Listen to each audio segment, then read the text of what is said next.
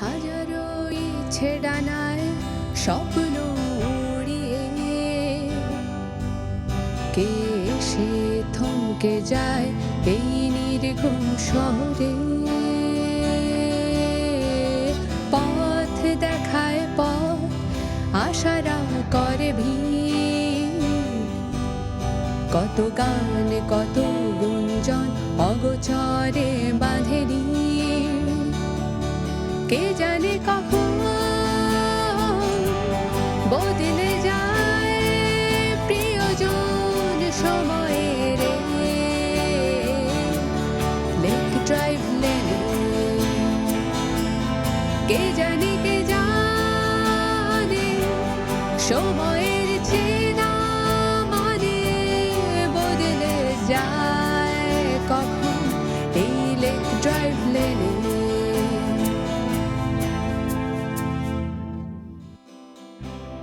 আচ্ছা রাসেল, ওই বাবরির সাথে কথা হলো, শুনলাম রানীর হাজবেন্ড এসছে। হ্যাঁ, দেশে এসছে, আমাদের বাসায় এসেছিল তো। বাসায় এসেছিল? হ্যাঁ। লোকটা দেখতে কেমন? তোমার কাছে ছবি টবি আছে? হ্যাঁ, ছবি আছে, আপনি দেখবেন। কিন্তু পোর্ট থেকে মাল খালাস করতে গেলে তো অনেক টাকা ট্যাক্স দিতে হয়। এত টাকা ট্যাক্স গুনে প্রফিট মার্জিন বের করা তো বেশ কঠিন কাজ। You are right. তবে আমরা আমাদের মালটা সরকারি খাতায় ডিক্লেয়ার করব। জামশেদ আগাগোড়াই ছিল একটা ফ্রড। ওর সমস্ত কিছুতে ছিল 2 নম্বরিতে ভরা। সে টাকা মানে ব্যবসায় আমার ভাগের টাকা, আমার প্রফিটের টাকা। তোর ভাগের টাকা কোথায় সেটা? কোথায় সেটা মানে এই ব্যবসায় সম্পূর্ণ ইনভেস্টমেন্ট আমার একার। তাহলে আমি কেন? সব তোর, তাহলে আমি কি? আমার ভাগের টাকা কোথায়? তোর ভাগের টাকা মানে? তোর ভাগের কিসের টাকা? এই ব্যবসার সম্পূর্ণ পুঁজি আমার। ভুল বন্ধু, একটা জিনিস মনে রাখবি, শুধু ইনভেস্টমেন্ট করলেই হয় না। যে লাইন ঘাট করে মালটা বের করেছে সেটা তুই সারা জীবনে ট্রাই করলেও পারতি না। তুই অনেক টাকা ইনভেস্ট করেছিস কিন্তু কোনো সময় মাল ঠিক মতো বের করতে পারিস না। এত কথা বলার কোনো প্রয়োজন নেই। আমার ভাগের টাকা, আমার প্রফিটের টাকা তুই যদি আমাকে না দিস তাহলে তুই আমার এই ব্যবসায় থাকতে পারবি না। This very simple and clear. আমি তোর ব্যবসায় থাকলাম না। ব্যবসায় জামশেদ আমার থেকে আলাদা হয়ে গেল। প্রথম দিকে আমি নিজে নিজেই আমার ব্যবসা সামাল দেওয়ার চেষ্টা করলাম, কিন্তু ইনফ্যাক্ট কেমিক্যাল বিজনেসটা আমার মাথায় অতটা ঢুকতো না। জামশেদ খুব ভালো বুঝতো ব্যবসাটা, ফলে আমি ব্যবসায় মার খেতে শুরু করলাম। অন্যদিকে জামশেদের উন্নতি হতে লাগলো। এক পর্যায়ে আমার ব্যবসা বন্ধ হয়ে যাওয়ার উপক্রম। আমি রাগে অন্ধ হয়ে গেলাম। প্রতিশোধের নেশা চেপে গেল আমার মধ্যে। একদিন ওর গুদামে আমি আগুন ধরিয়ে দিই। আগুন লাগিয়ে দিয়েছো গুদামে? কি বলো তুমি? হ্যাঁ, আগুন লাগিয়ে দিয়েছিলাম। আমি জানতাম না যে জামশেদ তখন ওই গুদামের মধ্যে ছিল। কেমিক্যাল বিস্ফোরণে ওর পায়ে আগুন ধরে যায়, ও জন্মের মতো পঙ্গু হয়ে যায়। জাহেদ, তুমি অনেক বড় অন্যায় করেছো। এটা অনেক বড় একটা অন্যায় জাহেদ।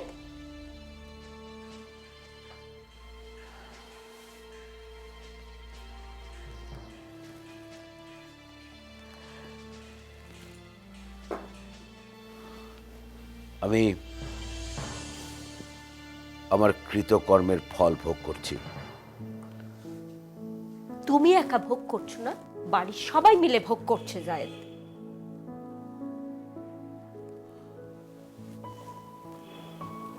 আর ভেবো না, কালকের মধ্যেই এর সমাধান হয়ে যাবে।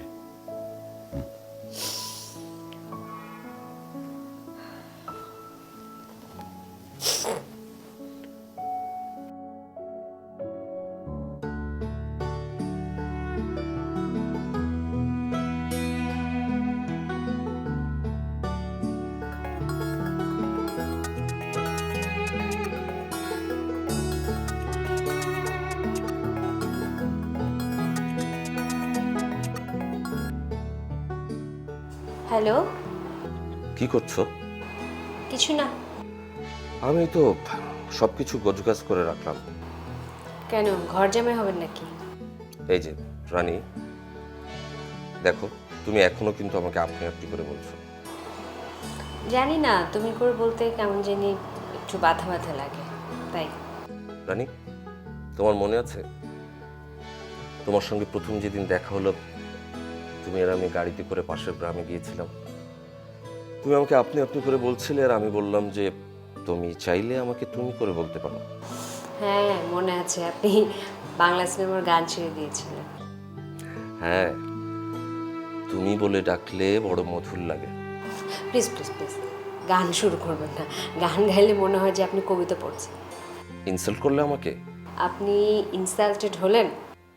না, তবে রানী আমি সত্যি বলছি, তুমি যদি আমাকে বকাবকিও করো আমি কিচ্ছু মনে করব না। গন্ডারের চামড়া? না রানী, গন্ডারের চামড়া না, এটা হচ্ছে ভালোবাসা। আমি সত্যি তোমাকে ভালোবাসি। আমি লন্ডনে যতদিন ছিলাম প্রতিটা মুহূর্ত আমি তোমার কথা ভেবেছি। তুমি জানো আমি ডাক্তারকে কতবার রিকোয়েস্ট করেছি যে প্লিজ আমাকে দেশে যেতে দিন, বাট আমার মেডিকেল অ্যাসিস্ট্যান্ট ছাড়া প্লেনে ওঠা বারণ ছিল, ডাক্তার আমাকে পারমিশন দেয়নি। তো আসলেন কিভাবে? অনেকবার ডাক্তারকে রিকোয়েস্ট করার পর ডাক্তার আমাকে প্লেনে জার্নি করার অনুমতি দেয়, বাট অনেক শর্ত দিয়ে দেয়, এটা করা যাবে না, ওটা করা যাবে না। আপনি কাল সকালে কখন আসবেন? কাল দেখি আমি ফার্স্ট আওয়ারই চলে আসবো। আচ্ছা, ঠিক আছে।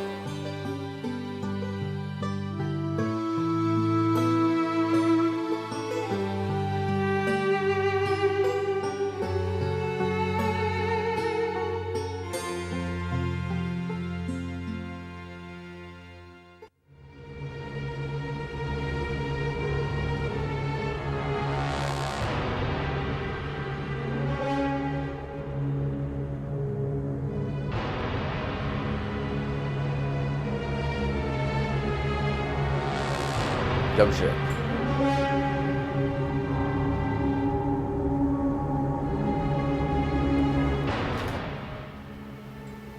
তুই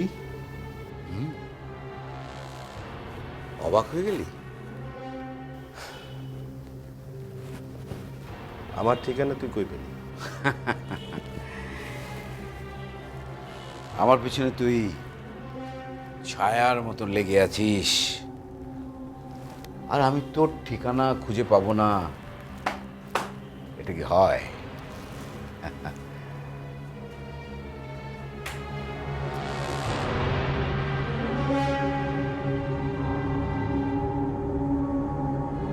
তুই আমার কাছে কেন এসেছিস? সাইফি যে শেখর, এটা আমরা বুঝে গেছি। এটাও বুঝে গেছি যে রেবেকার সাথে তোদের সম্পর্কটা কি। রেবেকার নেই, চলে গেছে। এখন তো দেখছি ঢাল নেই, তলোয়ার নেই, তুই একটা নিধিরাম সর্দার।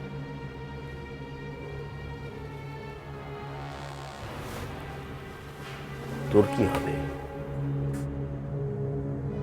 হ্যাঁ বন্ধু, আমার কি হবে? সত্যি তুই বল, তোর কি হবে? তোর এত বড় সাহস, তুই আমার পেছনে লেগেছিস।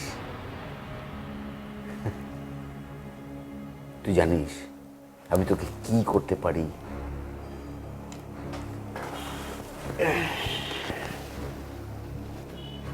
হ্যাঁ বন্ধু,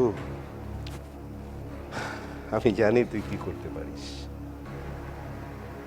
আর তুই নিজের চোখে দেখ তুই কি করেছিস। তোর জন্যই আমাকে সারাটা জীবন খুঁড়িয়ে খুঁড়িয়ে হাঁটতে হবে। ও হ্যাঁ, তারপর তুই এতদিন কোথায় ছিলি? হঠাৎ করে মাথা চাড়া দিয়ে উঠেই আমার পিছনে লেগে গেলি। তোর বৃত্তান্ত কিছু বল। রাইট, খুব গুড কোশ্চেন বন্ধু, একদম বন্ধুর মতো প্রশ্ন করেছিস। এটা জানা তোর জন্য খুব জরুরি। আমি বিদেশ চলে যাই, সেখানে ট্রিটমেন্ট করি। জানিস তোদের জন্য না খুব দুঃখ হয়। তোরা যেটা চেয়েছিলি মানে আমি একদম পঙ্গু হয়ে যাই, সেটা হয়নি। তারপর আর কি, দেশে ফিরে আসি। আর দেশে ফিরে এসেই আমার বিরুদ্ধে লেগে গেলি না? সেদিন তুই গোডাউনে আগুন না দিলেও পারতি। তুই আমার ক্ষতি করার জন্যে আমার পিছনে না লাগলেও পারতি। তুই বিজনেসের মাধ্যমেও জবাবটা দিলে পারতি। হ্যাঁ, তুই একটা দামি কথা বলেছিস। বিজনেসের জবাব সবসময় বিজনেসের মাধ্যমে দিতে হয়। হ্যাঁ, আমি তোর গুদামে আগুন দিয়েছি, এটা ছিল একটা আনএথিক্যাল কাজ। আবার তুই আমার ক্ষতি করতে যে চেয়েছিলি, এটাও ছিল একটা আনএথিক্যাল কাজ। তুই আমার ক্ষতি করেছিস, আমি তোর ক্ষতি করবই। আহা, এখানে তো একটা ভুল হয়ে গেল। করব কথাটা তোর জন্য বলাটা আর ঠিক হবে না। তোর বলা উচিত করতে চেয়েছিলাম। শোন, যা হয়েছে হয়েছে, এবারের মতো আমি তোকে ক্ষমা করে দিলাম। যা।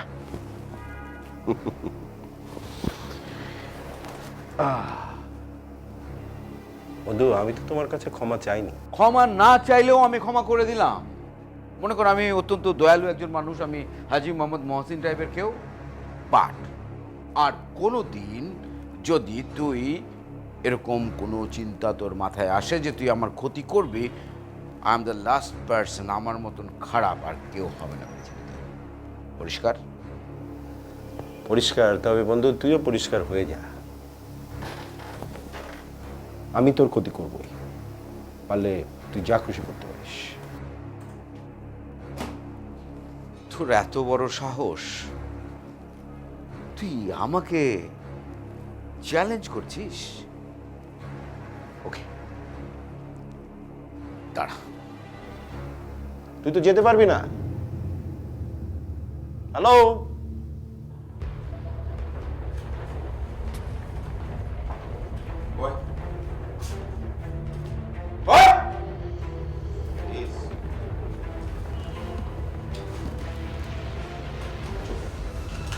একদম চুপ।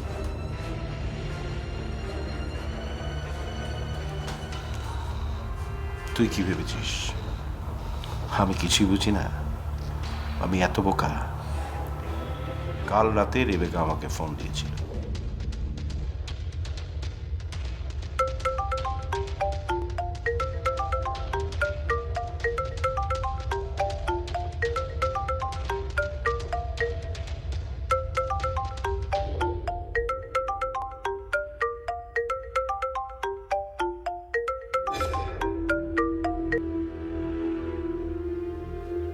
হ্যালো রেবেকা, এত রাতে?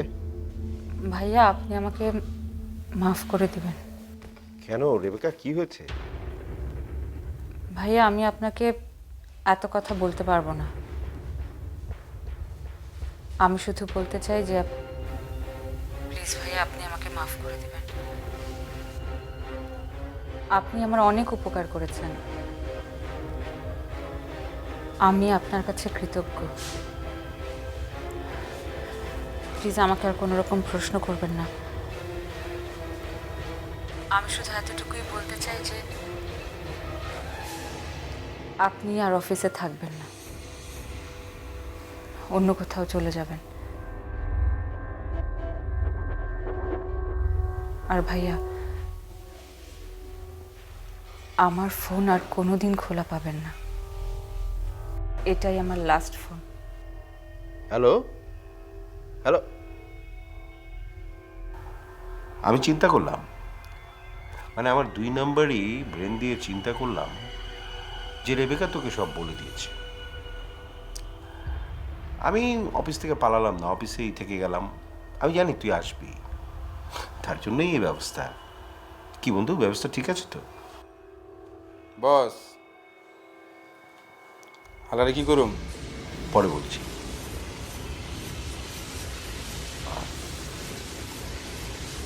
ফল ভালো হবে না যাচ্ছে। আমি জানি বন্ধু, ফল ভালো হবে না। ফল ভালো কে চায়? নিয়ে যাও। চল।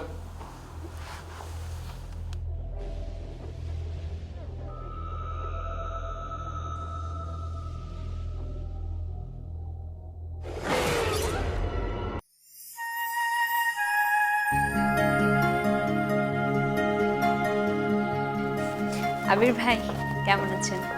এই তো ভালো, বসো। কি তোমাকে খুব খুশি খুশি দেখাচ্ছে? এই তো। শেখরকে কি ব্যবসা সবাই মেনে নিয়েছে? হ্যাঁ। আর তুমি? আপনারা সবাই বললেন। রানী, আমরা সবাই ভুল বলেছি। জি, ভুল বলেছেন মানে? রানী, শেখর আসলে তোমার জন্য আসেনি। শেখর আমার জন্য আসেনি মানে? আমি ঠিক বুঝতে পারছি না আপনার কথা।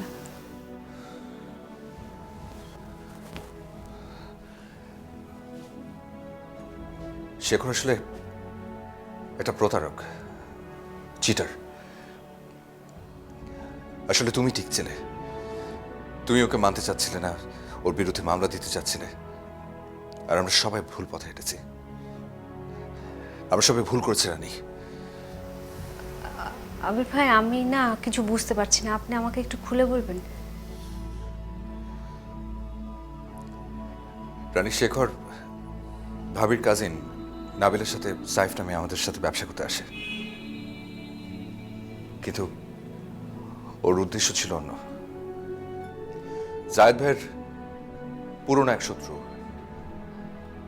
জামশেদ, সে তাকে আমাদের ফ্যামিলিতে পাঠায়। তাকে পাঠানো হয়েছিল আমাদের বিজনেস, আমাদের ফ্যামিলি সবকিছু ডিস্ট্রয় করে দেওয়ার জন্য। আমাদের অফিসে ও যখন তোমাকে দেখে, তখন সে তোমাকে ম্যানেজ করতে চায়। দেশ শেষে রেবেকা নামে একজনের সাথে লিফট টুগেদার করতো। আমি গতকাল নাবিলের সাথে কথা বলেছি। নাবিলা বলল শেখর তার সাথেও নাকি ফ্লার্ট করতো, বিয়ে করতে চাইতো। ওর যত কথা সব মিথ্যে রানী। কত বড় প্রতারক তুমি ভাবতে পারো? আমি যাতে ওকে চিনতে না পারি সেজন্য শেখর নামে অন্য আরেকজনকে সাজিয়ে আমার কাছে পাঠিয়েছে, যার নাম আলতাফ। জায়েদ ভাই গতকাল আমাকে সব ইনফরমেশন দিয়েছে।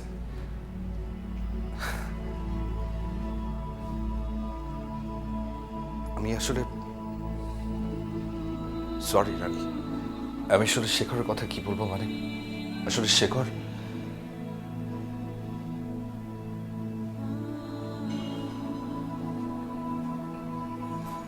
রানী, রানী,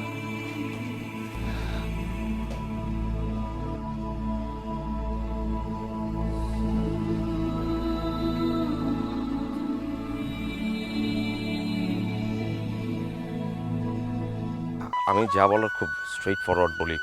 আসলে আমার দেশের মানুষজন খুব ভালো, সুন্দর, বিশেষ করে আপনি।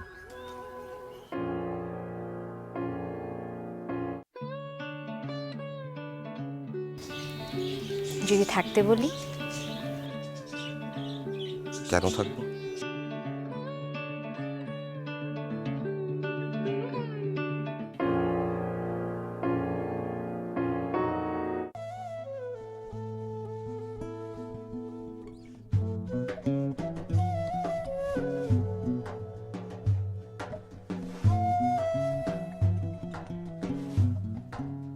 আমি এক মুহূর্তের জন্য জিনিসটা আমার কাজ ছাড়া করিনি। সবসময় তোমার স্পর্শ পেতে চেয়েছি।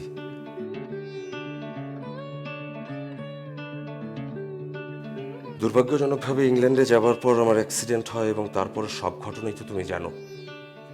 আজ হঠাৎ মনে হলো তোমার জিনিসটা তোমাকে ফেরত দিয়ে যাই। যদি কখনো আবার আমাদের সম্পর্কটা ঠিকঠাক হয় তখন না হয় তুমি আবার পড়বে নুপুরটা।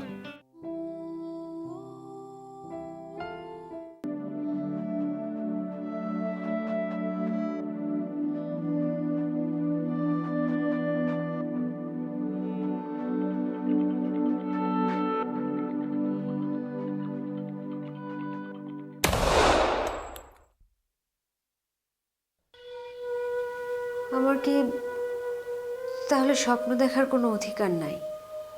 স্বপ্ন দেখাটাই আমার ভুল? একটা মানুষ কতটা খারাপ হতে পারে? আর আমার জীবনে বারবার ঘুরে ফিরে একই ঘটনা ঘটবে কেন? আজ থেকে আমি আর কোনো স্বপ্ন দেখব না, একদম না।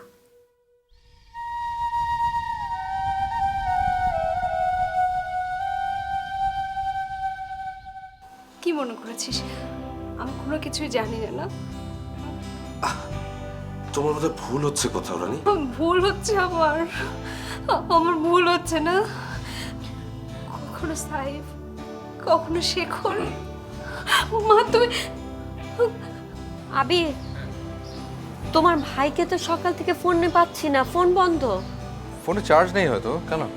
না, তোমার ভাইয়ের ফুল চার্জ ছিল ফোনে, আমি যাওয়ার সময়ও দেখলাম। কোথায় গিয়েছে জানেন?